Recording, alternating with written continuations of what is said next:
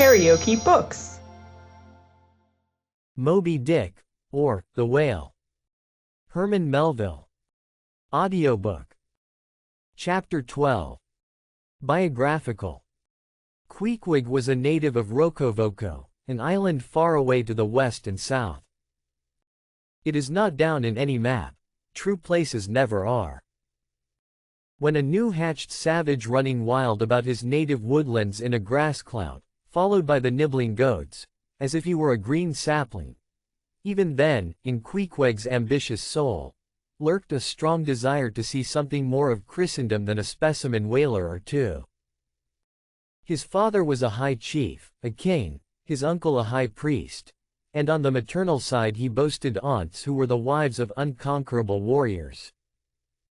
There was excellent blood in his veins, royal stuff, though sadly vitiated, I fear, by the cannibal propensity he nourished in his untutored youth.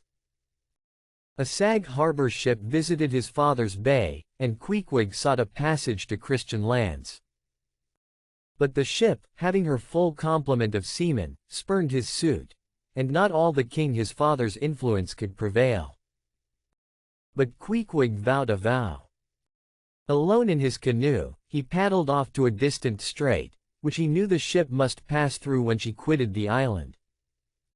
On one side was a coral reef, on the other a low tongue of land, covered with mangrove thickets that grew out into the water. Hiding his canoe, still afloat, among these thickets, with its prow seaward, he sat down in the stern, paddle low in hand. And when the ship was gliding by, like a flash he darted out, gained her side, with one backward dash of his foot capsized and sank his canoe, climbed up the chains, and throwing himself at full length upon the deck, grappled a ringbolt there, and swore not to let it go, though hacked in pieces. In vain the captain threatened to throw him overboard, suspended a cutlass over his naked wrists. Queequeg was the son of a king, and Queequeg budged not. Struck by his desperate dauntlessness, and his wild desire to visit Christendom, the captain at last relented, and told him he might make himself at home. But this fine young savage, this sea prince of Wales, never saw the captain's cabin. They put him down among the sailors, and made a whaleman of him. But like Tsar Peter content to toil in the shipyards of foreign cities, Queequeg disdained no seeming ignominy, if thereby he might happily gain the power of enlightening his untutored countrymen.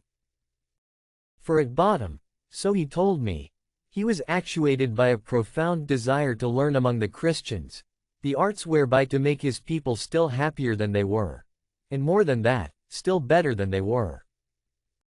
But, alas! The practices of whalemen soon convinced him that even Christians could be both miserable and wicked, infinitely more so than all his father's heathens. Arrived at last in Old Sag Harbor, and seeing what the sailors did there, and then going on to Nantucket, and seeing how they spent their wages in that place also, poor Queequeg gave it up for lost. Thought he, it's a wicked world in all meridians, I'll die a pagan. And thus an old idolater at heart, he yet lived among these Christians, wore their clothes, and tried to talk their gibberish. Hence the queer ways about him, though now some time from home.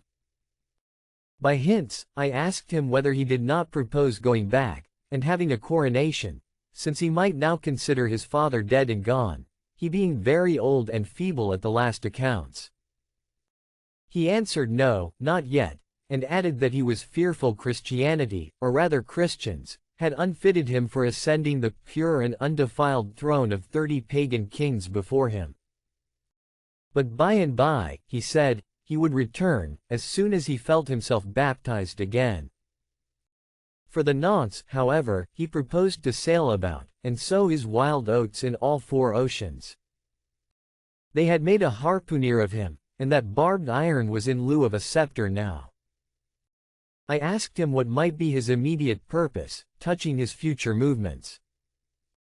He answered, to go to sea again, in his old vocation. Upon this, I told him that whaling was my own design, and informed him of my intention to sail out of Nantucket, as being the most promising port for an adventurous whaleman to embark from.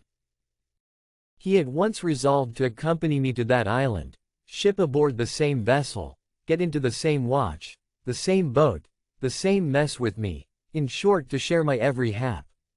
With both my hands in his, boldly dip into the potluck of both worlds.